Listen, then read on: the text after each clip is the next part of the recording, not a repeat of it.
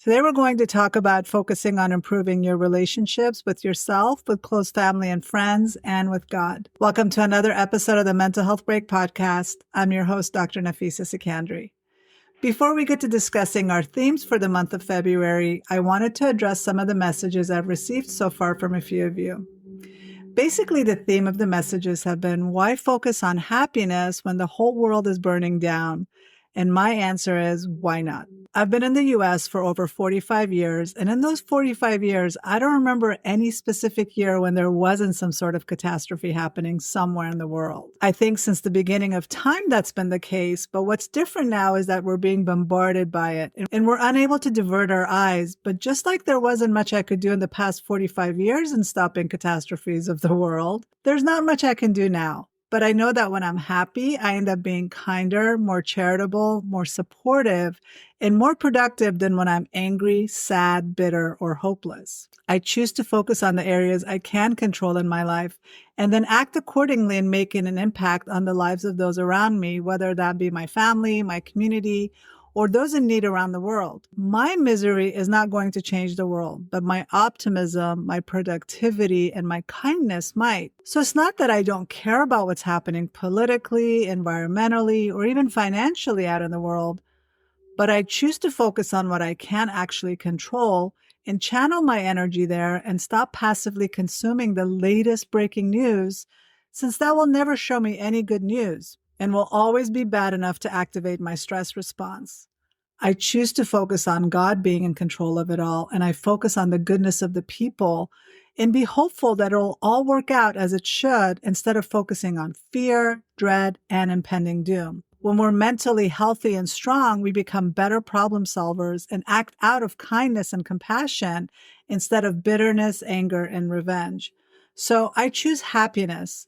I choose a calm nervous system, and I choose to trust in God and focusing on what I can control, and I choose to make happiness the focus of 2026. So the theme for this month in connection with the Happiness Project will be relationships.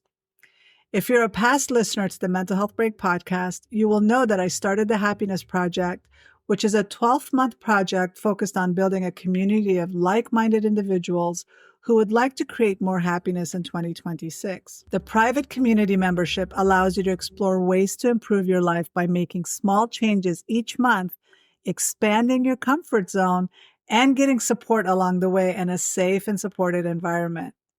In addition to the online support, we will also meet live and in person in September to check in for a weekend retreat and to support each other for the remaining 90 days of the year.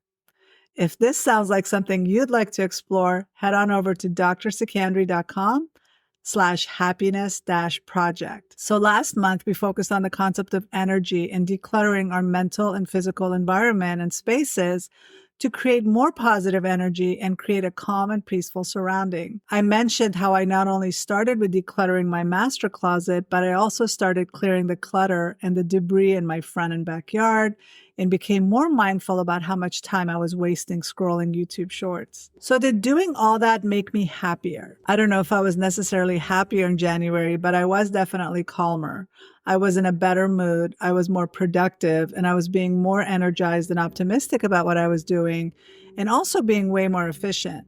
Does that fit the definition of happier, though?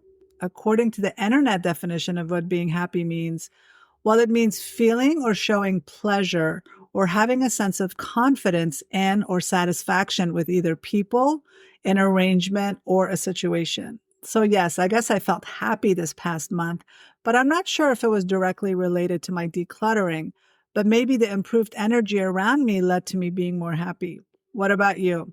If you've been following along in decluttering or focusing on your energy, did you feel happier as a result?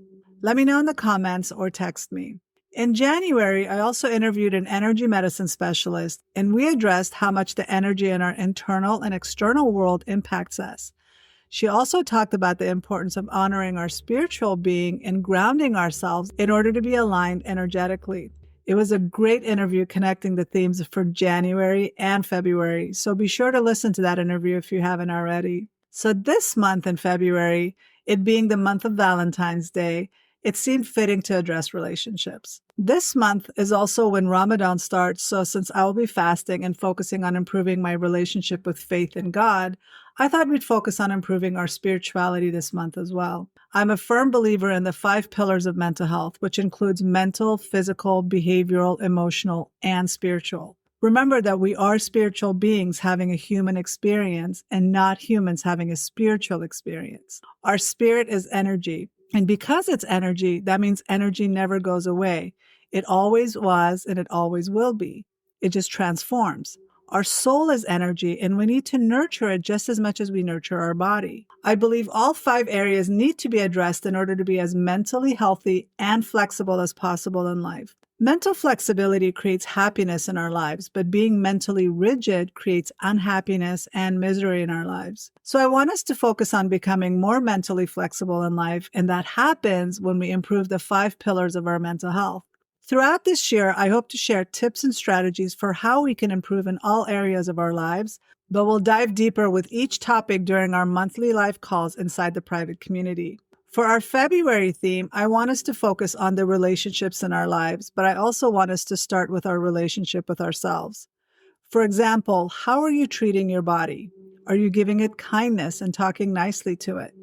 Are you feeding it nutritious foods that are supporting your gut bacteria and balancing your brain chemistry? Are you pausing to take deep breaths and oxygenating your brain? Are you dumping your irrational thoughts and beliefs in a journal and challenging those thoughts and beliefs and not believing the lies that your brain is telling you? If you're doing these things, then great. You have a head start for this month in the relationship with you category. If you're not doing these things, now is a great time to start. Maybe write down the areas you're falling short, and each day make it a goal to address at least one area. Maybe set little alarms at the top of each hour to stop and breathe deeply for 3 counts. Or choose a healthy sandwich over fast food for lunch. Keep track of these changes in your phone or your notebook and see how you feel by the end of the month. Make little goals for yourself at the beginning of each week and see how much you accomplish by the end of the week. Now let's focus on your relationship with others. Take a moment to think about who you're struggling to have a positive relationship with.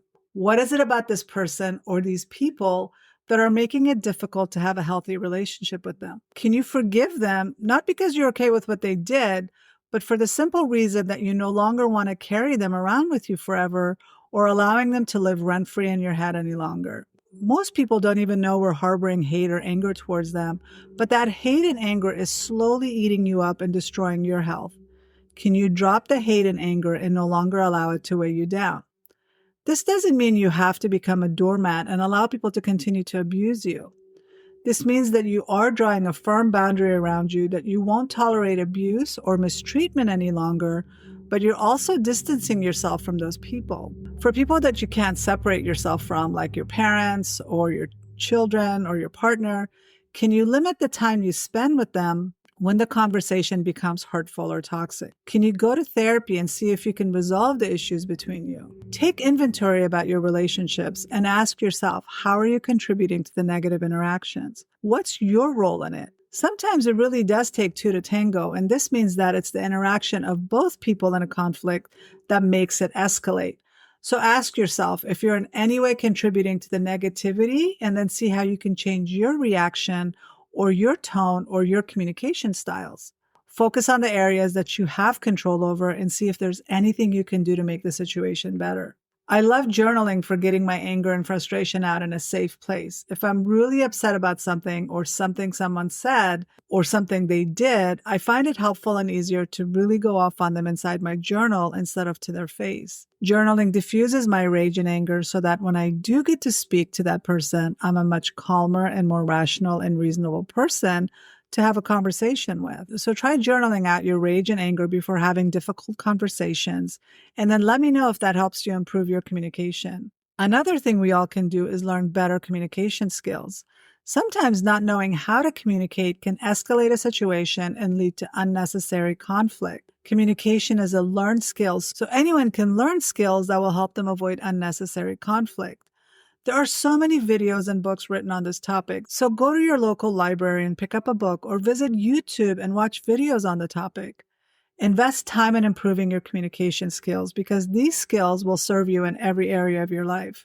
And last but not least is to improve your connection with God and focus on deepening your faith. If you're not religious, focus on feeling more connected to the earth and ultimately to other people. Just waking up and feeling grateful for seeing a beautiful sunrise or how beautiful the sky looks helps us get back in our body and feel more grounded instead of always focusing on an unknown future that activates our anxiety or makes us feel stuck dwelling on the past and feeling depressed. Gratitude is also a great place to start. I myself will be fasting for half this month since Ramadan is starting on the 18th.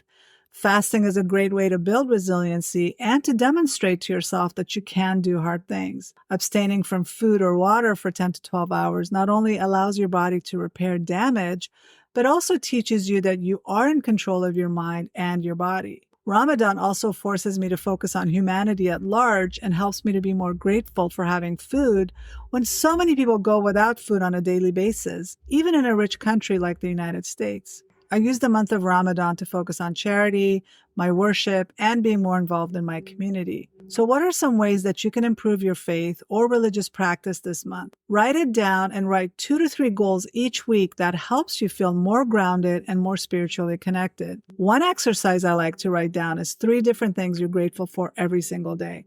This forces you to go beyond the health, wealth, and family and focus on different things that you may not even normally consider, such as looking at a pretty flower or someone being kind to you at work or not getting stuck in traffic. So relationships are the theme for February. Let me know in the comments or text a message to me from the podcast episode what suggestions were helpful here and what other suggestions you have to make February an amazing month. If you want to join us inside the private community for the Happiness Project, visit drsecandry.com/happiness-project. Please share this episode with others who may find it beneficial, and be sure to follow and subscribe and keep up with the happiness journey. Until next time.